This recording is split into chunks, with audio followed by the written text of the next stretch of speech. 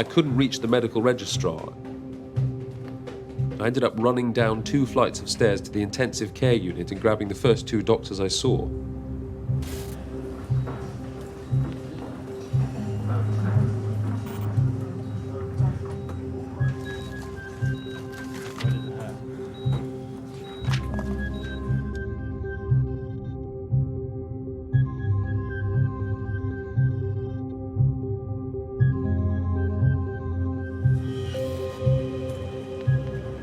I was still unsure what was happening. Then one of the nurses came to unplug everything. I was told then to go get some food and someone would be with me shortly. I remember just kind of thinking, what have I just sat through? Just unsure of everything.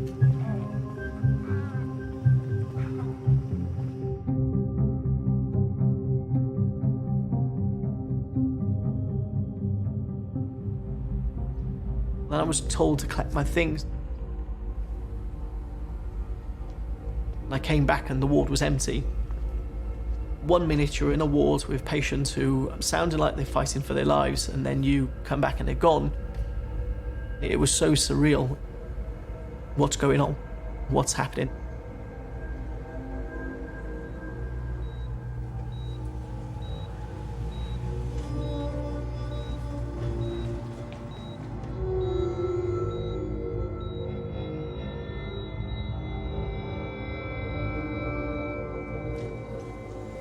The lights were kept dimmer in there, and I'm pretty sure I was falling asleep and waking up, falling asleep, waking up.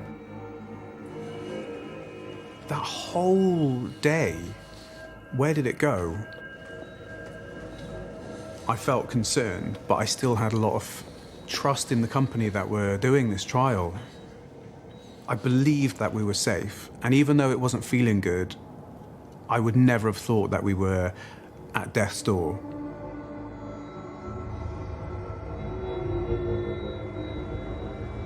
It had become quite dark outside. Hours had passed.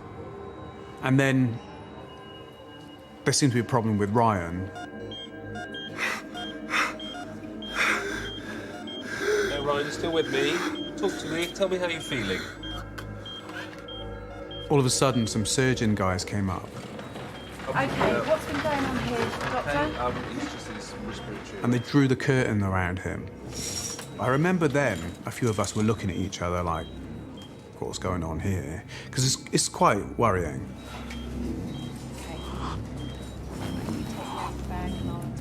That was when I thought, okay, we could be in serious trouble. Is that what we've all got to look forward to?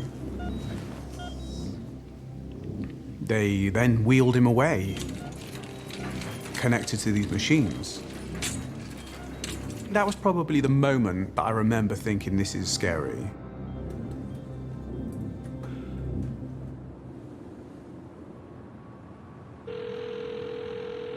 I wasn't scheduled to be on duty that night. I was having supper with my wife when the phone call came in. My colleague explained the situation. A drug no human had had before, an unknown illness. There were 6 of them. One of them intensive care.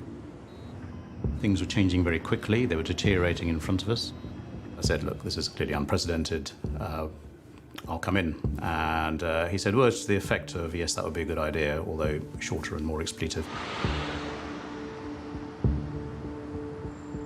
So I walked through to the intensive care unit where the first 2 patients had been brought down, looking at him as an intensivist. He was really as unwell as anyone I've seen. His blood pressure was very low, and the settings on the ventilator showed me that, again, his lungs had been quite badly affected. We were having to set things to a fairly high level to keep him safe and stable.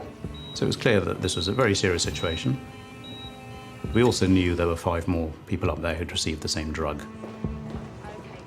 The clock was ticking. The rate at which they were deteriorating was very rapid. The doctors from the hospital were seriously concerned. This was in the hands of the NHS now. And they obviously have to, well, they've got a different criteria. They're in it for saving lives, not for making money as well.